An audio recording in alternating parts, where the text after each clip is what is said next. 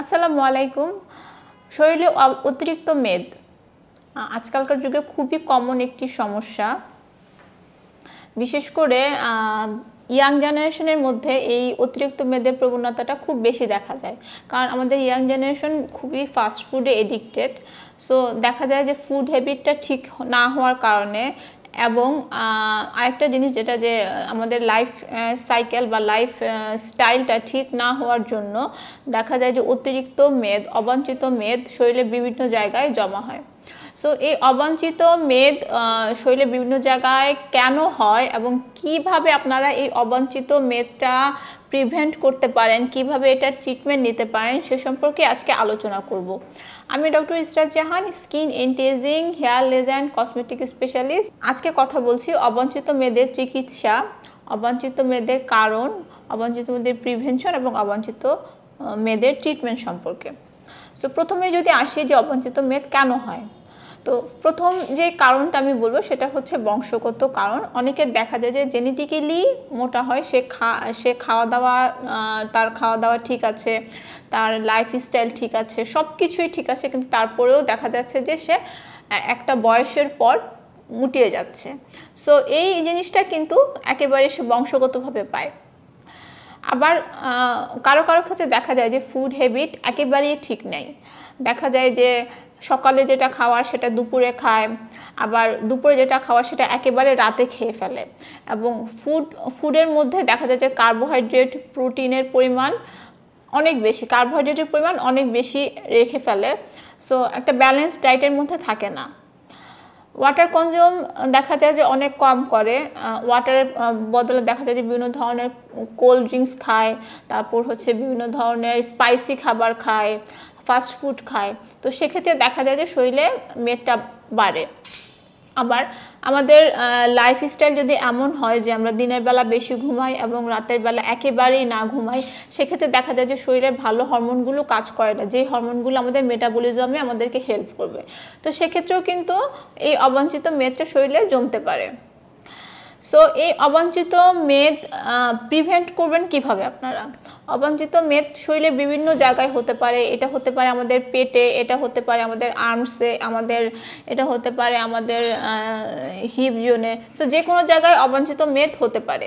So এই অবাঞ্ছিত মেদ টার প্রিভেন্ট করার জন্য প্রথমে যে জিনিসটা করতে হবে যে আমাদের ফুড হ্যাবিটটা একটু চেঞ্জ করতে হবে। আমাদের ফুড হ্যাবিটের মধ্যে কার্বোহাইড্রেটটা যতটা সম্ভব কাট আপ করতে হবে।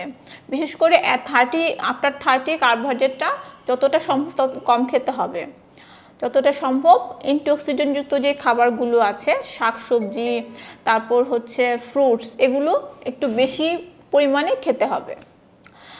এরপর যে জিনিসটা সেটা হচ্ছে আমাদের খাবার বা আমাদের খাবারের যে তালিকাটা সেটা এমন হবে যে সকালে আমরা একটু বেশি পরিমাণে খাবো, এরপরে মাঝে হালকা পাতলা খাবার, যেমন ফ্রুটস খেতে পারি,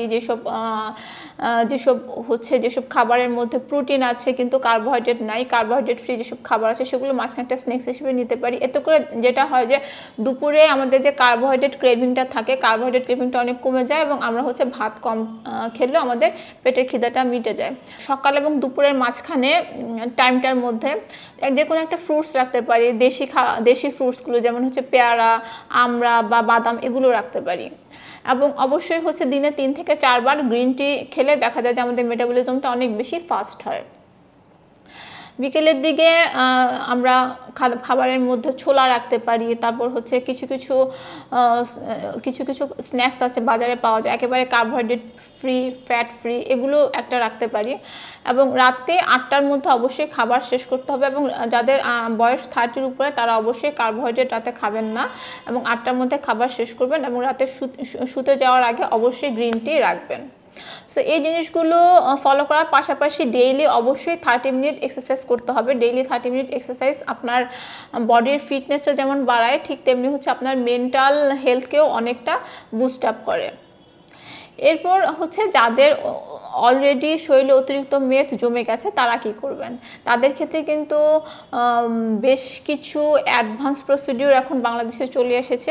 আমরা বিভিন্ন ধরনের লাইপোলাইটিক ইনজেকশন ব্যবহার করি, বিভিন্ন ধরনের অ্যাডভান্স লেজার ব্যবহার করি, যেগুলোর মাধ্যমে আপনি আপনার ফ্যাটটাকে কাটিয়ে আনতে পারেন এবং যেসব জায়গায় অবাঞ্ছিত মেদ জমেছে সেটাকে দূর করতে পারেন। সো যাদের অবাঞ্ছিত মেদ জমেছে তারা অবশ্যই ট্রিটমেন্টে আসবেন। এটা আপনার ইন্টারনাল অর্গানের জন্য ক্ষতিকর, এটা আপনার হোল বডির জন্য ক্ষতিকর, আপনার বোনসের জন্য ক্ষতিকর। আর যাদের এখন অবাঞ্ছিত মেদ হয়নি তারা এটা প্রিভেনশনের জন্য আমি যে পদ্ধতিগুলি বললাম সেগুলো ফলো করতে পারেন।